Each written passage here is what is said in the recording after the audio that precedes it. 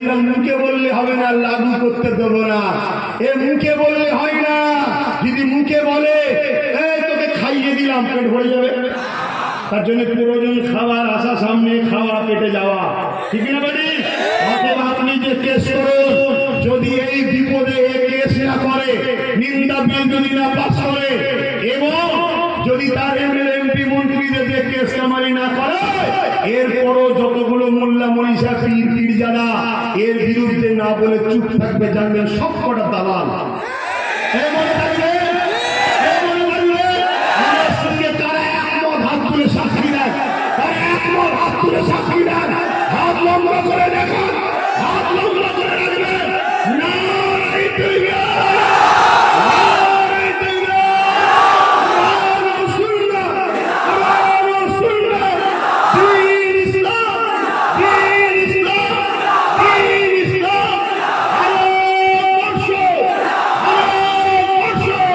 ভারতবর্ষের সংবিধান, ভারতবর্ষের সংবিধান, কেন্দ্রের অপরাধ সরকার নিপাত, নিপাত, কেন্দ্রের অপরাধ সরকার নিপাত, নিপাত।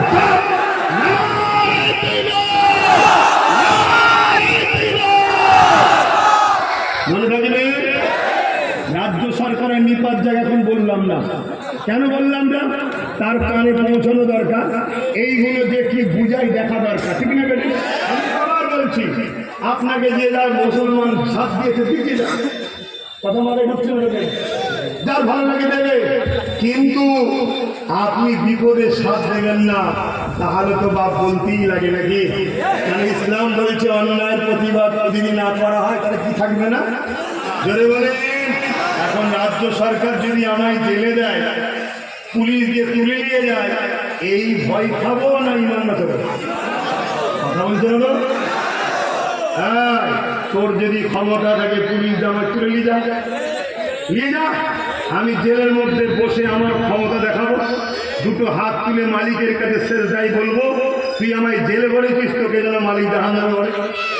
দেখা যাক না, আমি তো মালিকের জন্যই কথা বলছি, আমি তো মালিকের সৃষ্টি, মুসলিম, হিন্দু, দলিত, আদিবাসী সবার জন্যই কথা বলছি। এর জন্য আমি তো তোর বিরুদ্ধে কোনো মিথ্যা কথা বলছি না। তুই যদি গায়ের জোর দেখাস, তাহলে আমার তো বাপ সরকার নেই, ক্ষমতা নেই, মিলিটারি নেই, বোমা নেই, বন্দুক নেই, পুলিশও নেই, কিচ্ছু নেই।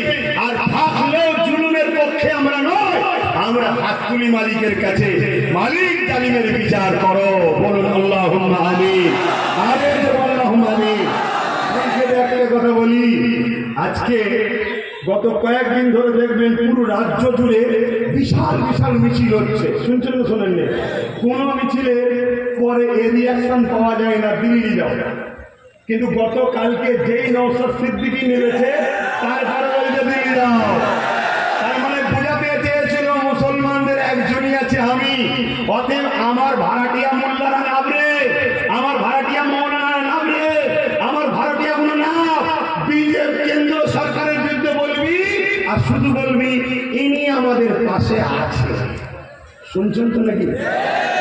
এইটা যতদিন হয়েছে বলেনি, কিন্তু কালকে নওশাদ নেবে যখনই বলল যে আপনি নিন্দা বিল পাস করুন, আপনি সুপ্রিম কোর্টে যান, দেখছে আরে আমার তো পর্দা ফাঁস হয়ে যাচ্ছে পারে।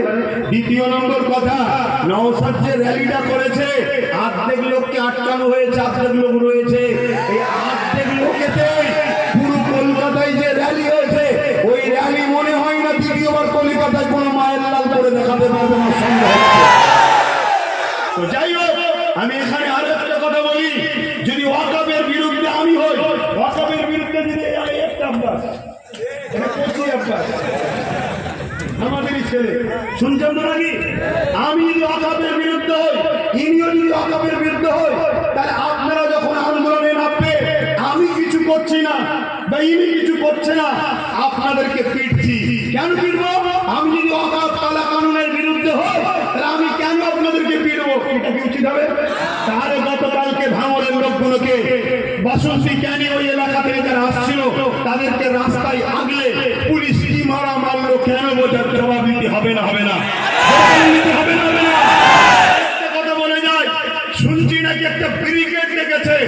আমি ব্রিগেডে কে যাবে না যাবে সব নিজ নিজ ব্যাপার, আমি যাচ্ছি না, এটা ক্লিয়ার। যাওয়ার কথা। তিনি বলেন কেন যাবেন না? আমি যাব না একটা কারণে, যাব না একটাই কারণে।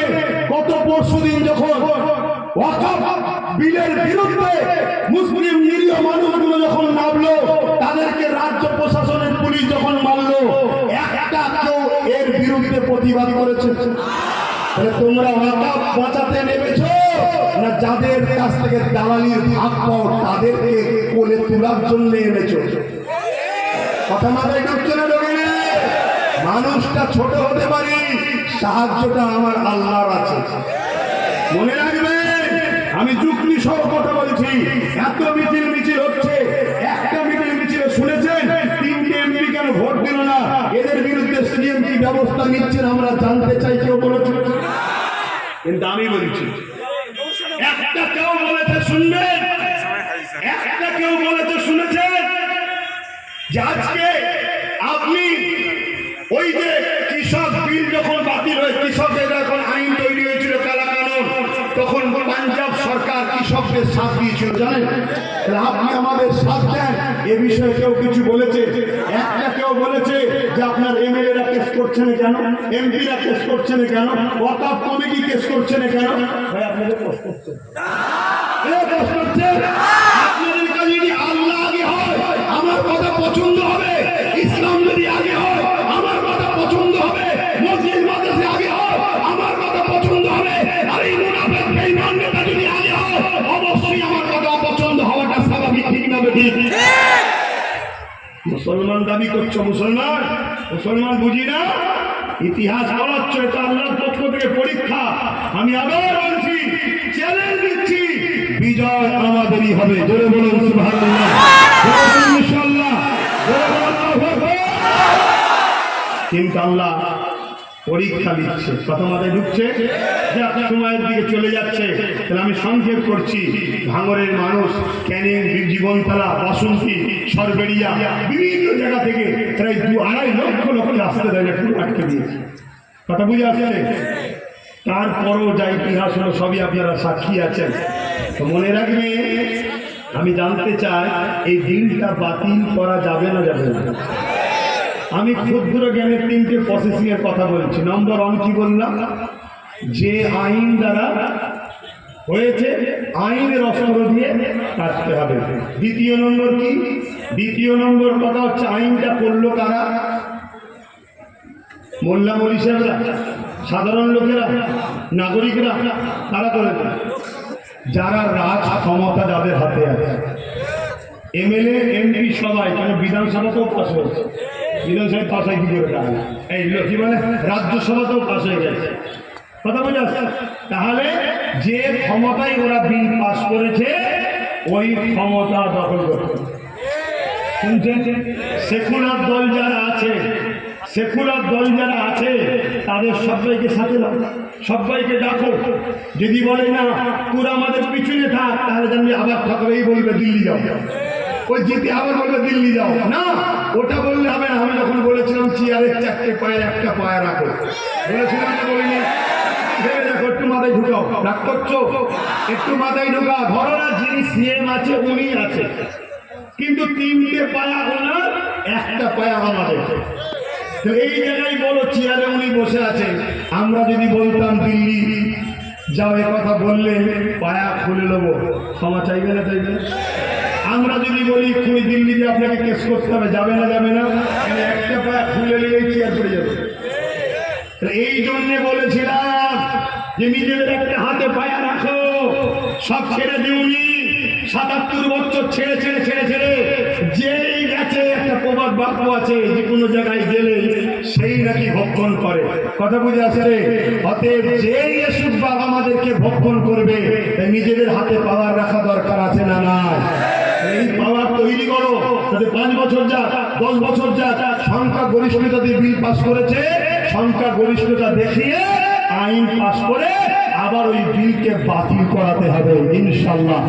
জোরে বলুন ইনশাল্লাহ। সম্ভব আছে না? নয়? দুটো রাস্তা বললাম। 3 নম্বর রাস্তা, কৃষক ভাইয়েরা যেভাবে বিল বাতিল করেছিল, কৃষক ভাইয়েরা কিভাবে বাতিল করেছে জানেন? শুধু আন্দোলন নয়, একটা আন্দোলন করতে তখনই পেরেছে যখন যখন রাজ্যের সরকার সাথ দিয়েছিল, পাঞ্জাব সরকার